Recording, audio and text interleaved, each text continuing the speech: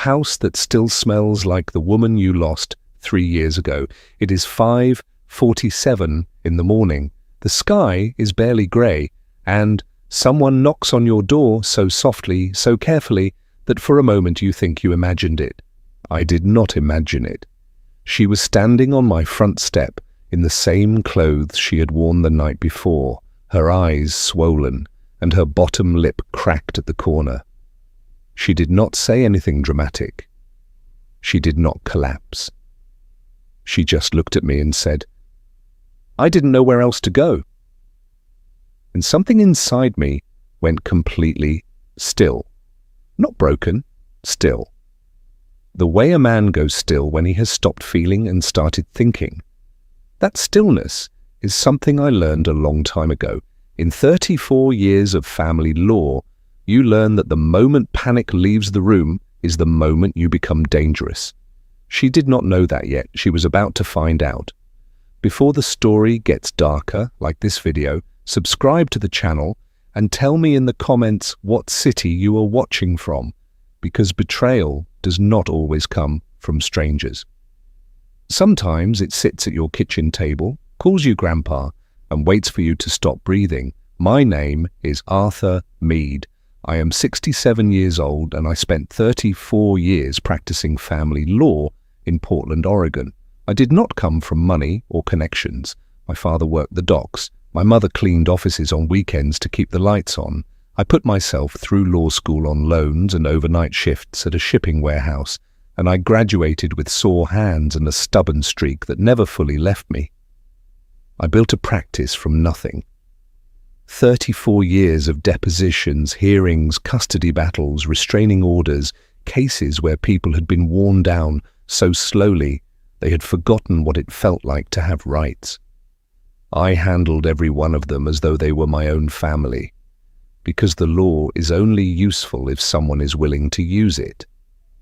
I retired at 63 to care for my wife, Miriam, who was diagnosed with a progressive illness that took her from me over the course of 2 years.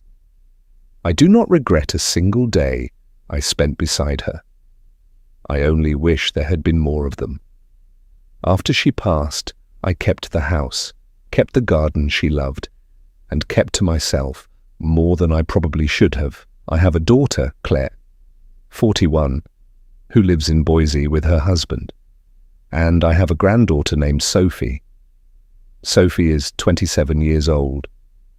She has her grandmother's cheekbones and her grandmother's laugh and the same way of going quiet when something is wrong that used to drive Miriam's family absolutely mad.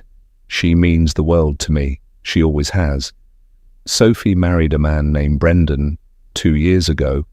He is 30 years old and works in commercial real estate. He is handsome in the way that makes people trust him before he has earned it, and he has a confident walk that I noticed the first time I met him at Claire's house in Boise. He shook my hand and told me he had always respected people who built things with their own hands. I am a retired attorney. I appreciated the sentiment, but I filed the flattery away. His mother is named Vivienne.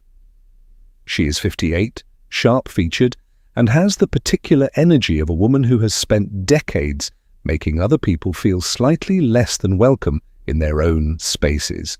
She lives 20 minutes from Brendan and Sophie's apartment. She has a key. She used it. The first time Sophie mentioned Vivienne to me, it was a small thing, a comment at a dinner about how Sophie had overcooked the salmon. Sophie laughed it off on the phone, said she was probably right. I asked if it bothered her. She said not really.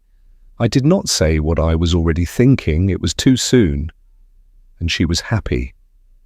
I wanted her to stay happy as long as possible. The comments became a pattern within the first 6 months. Vivienne had opinions about Sophie's apartment, her wardrobe, the way she addressed Brendan in front of his colleagues at a company dinner. She made these observations openly, pleasantly, with the tone of someone offering helpful guidance. Sophie told me about them in pieces, always minimizing, always ending with, "She just has a strong personality." I recognized the language. I had heard it in depositions for 34 years. Strong personality is what people say when they mean something they are not yet ready to name.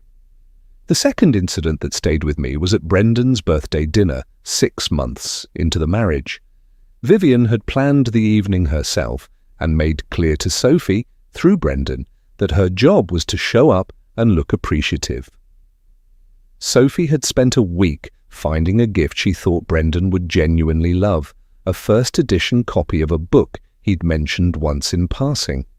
When she presented it at the table, Vivienne smiled and said, "How thoughtful, a used book." The table laughed. Brendan said nothing. Sophie called me that night. Her voice was careful. I asked her how she felt. She said fine. I heard something else entirely. By the end of the first year, Vivian had begun involving herself in things that had no room for a third opinion. She questioned Sophie about whether she and Brendan were planning children in public at a family gathering in front of Brendan's cousins. She made a remark once at a baby shower for Brendan's sister-in-law that some women were built for family life and some were not. She looked at Sophie when she said it.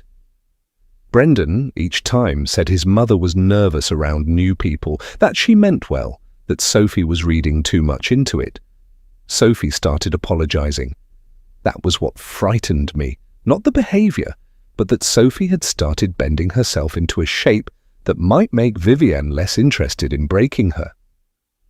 The morning Sophie arrived at my door, I made her tea and let her sit.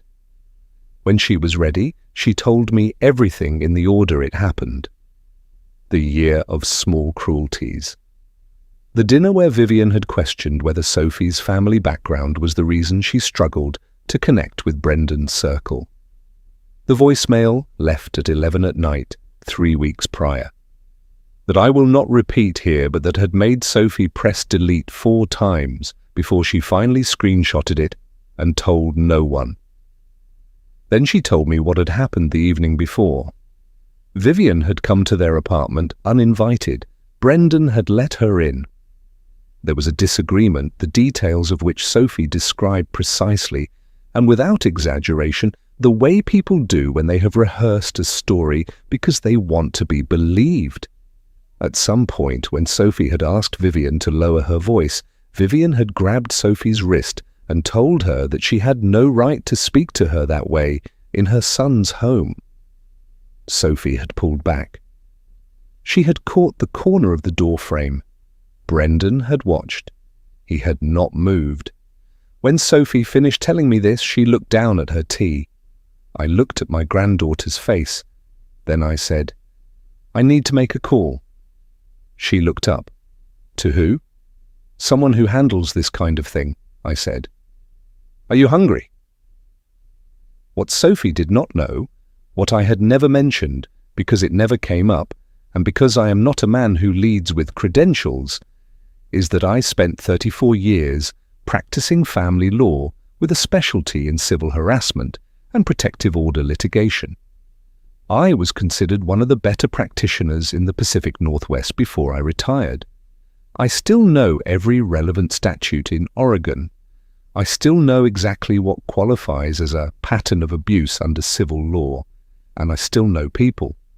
While Sophie ate toast at my kitchen table, I stepped onto the back porch and called a former colleague named Margaret, who has spent the last 12 years as one of the most respected civil harassment attorneys in Oregon. We worked together for 9 years before she went independent. She is methodical, patient, and has the courtroom temperament of someone who has already won before she walks in the door. I told her everything: dates, incidents, the voicemail, the physical contact. She asked 6 clarifying questions. Then she said, "Document everything. Timeline, witnesses, screenshots. If what you're describing is accurate, we have a civil harassment claim, possible battery, and a pattern that qualifies under the statute." I went back inside. I got the legal pad I keep in the kitchen drawer. 34 years of habit. Sophie and I spent 3 days building the file. On the 4th morning, I called Brendan. He answered quickly, which told me he had been waiting. I told him I was not calling to argue. I was calling to inform him that I had retained counsel, that the documentation we had assembled covered 2 years of specific incidents, and that a civil harassment filing was being prepared. I told him the voicemail alone was going to be significant. There was a long silence. "I didn't know things had gotten to this point," he said. His voice had changed. The ease had gone out of it. "I have 34 years of case files that tell me otherwise," I said quietly. "People always know, they simply choose how much to see." Another silence, then, "You were a lawyer." "I was," I said. "Family law, protective orders, civil harassment, intentional infliction of emotional distress. I handled cases like this for most of my career." I heard him exhale. "I need you to understand that I am not interested in punishment," I said. "I am interested in my granddaughter being safe. What happens next depends entirely on whether you are capable of being the person she married." He did not respond immediately. When he did, his voice was quiet and not at all confident. "What do I need to do?" Margaret filed for a civil harassment restraining order 8 days after Sophie arrived at my door. The documentation was thorough. The voicemail was, as Margaret had anticipated, the centerpiece. 2 witnesses provided written statements, including a neighbor who had been present during a hallway incident 6 months earlier that Sophie had not even thought to mention until we began building the timeline. The body, as I have always believed, keeps its own records. The restraining order was granted. Vivienne was required to have no contact with Sophie for 3 years. Violations were criminal. Margaret handled every piece of it with the precision I had always admired in her. I sent her a note and a good bottle of Oregon Pinot. She called to thank me and said, "You know this is still what you do best." I told her I preferred the garden. She told me I was lying. She was not entirely wrong. Brendan's father, a quiet man named Howard, whom I had only spoken to twice, called me the week after the order was granted. He said he was sorry. He said he had let things go on too long because he did not know how to stop them. I respected him for making the call. It is not easy to say that about someone you love. Sophie came back to my house 5 weeks later on a Sunday afternoon. She did not knock this time. She used the spare key I gave her 3 years ago. She came through the back door while I was in the garden and called out that she had brought lunch. We ate on the porch. Good sandwiches, lemonade she had made herself.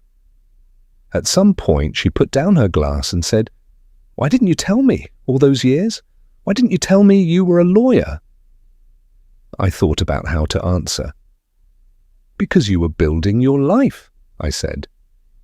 "And it wasn't mine to carry for you." She was quiet for a moment. "Grandma would have handled this herself," she said. "Miriam," I said, "would have had the restraining order filed before he finished unpacking the moving truck." Sophie laughed, a real laugh, full and unguarded. I had not heard it in a very long time. The afternoon light came through the maple tree Miriam had planted the year Sophie was born. The leaves were going gold at the edges. Sophie talked about the future. That is what I noticed most. She talked about the future in the present tense, as if she were already standing inside it. Some things you carry for 30 years and never need. Some things you carry for 30 years, and one morning a person you love knocks on your door so quietly it nearly breaks your heart, and you understand exactly what all of it was for. What Vivienne did was not passion or strong personality or nervous energy. It was a slow and deliberate erosion of another person's right to exist peacefully in her own life. I have seen it 100 times in courtrooms. The name changes, the details change, the mechanism is always the same. Power does not frighten the prepared. It only frightens those who have been convinced they have none. My granddaughter had it all along. She just needed someone to remind her where to look. If this story stayed with you, subscribe and leave your city in the comments. It means more than you know. I will see you in the next one.